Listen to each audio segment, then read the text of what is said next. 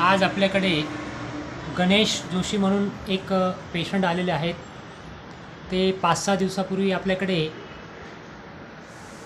त्यांना कावीळ झालेला होता आणि त्या कावीळमुळे त्यांना खूप त्रास होत होता आणि त्यात त्यांना टायफॉईड पण झालेला होता.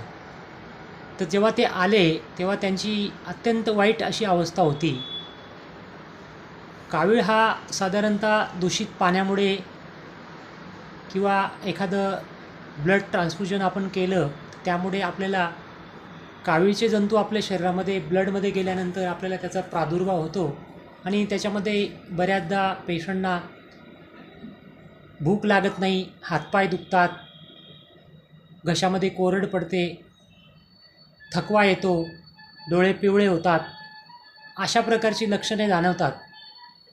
आणि बऱ्याचदा ॲलोपॅथिकमध्ये याचं कोणत्याही प्रकारचं ट्रीटमेंट होत नाही. पण आयुर्वेदिकमध्ये लाईफ मॅनेजमेंट हॉस्पिटलमध्ये गणेश जोशी आपल्याकडे आलेले आहेत.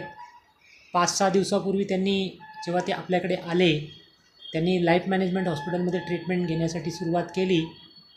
तर आपण त्यांच्याशी चर्चा करूया की आले तेव्हा त्यांची काय अवस्था होती. आलो त्यावेळेस माझी एकदम म्हणजे फार अवस्था इतकी बिकट होती परिस्थिती का मला बोलता पण येत नव्हतं, मला चालायला पण जमत नव्हतं, मला दिसत पण नव्हतं. एवढी माझी वाईट परिस्थिती होती. पण इथं डॉक्टरांकडे आल्यापासनं मला एकदमच व्यवस्थित वाटायला लागलं. मी 6 दिवसामध्ये आज मी घरी परत चाललेलो आहे. मला फार बरं वाटलं आहे. एकदम मला म्हणजे एकदम क्लिअरपणे मला एकदम फार बरं वाटायला लागलं आहे. माझ्या जे अवयव दुखत होते ते सगळे आता मला व्यवस्थित वाटायला लागले आहे आणि मला भूक पण जास्त लागायला लागली. ज्यावेळेस मी आलो तेव्हा मला एक घासही खाता येत नव्हता. आता मला बरं वाटायला लागलं, आता मला खायला यायला लागलं. डॉक्टरांचा मी फार आभारी आहे.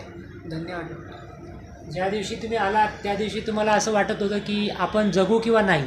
नाही, जगण्याची मी आशाच सोडून दिलेली होती. कारण का फार माझं एकदमच म्हणजे काय सांगू, आता ते डॉक्टरांनी मला वाचवलं हे मीच सांगू शकतो. कारण का माझी फार परिस्थिती बिकट झालेली होती त्यावेळेस.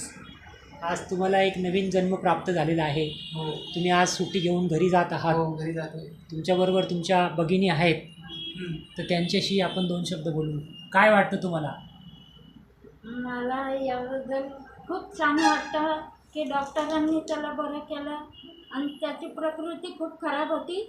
त्यामुळे त्यासाठी मी डॉक्टरांचे धन्यवाद मानते. Okay, thank you. थँक्यू.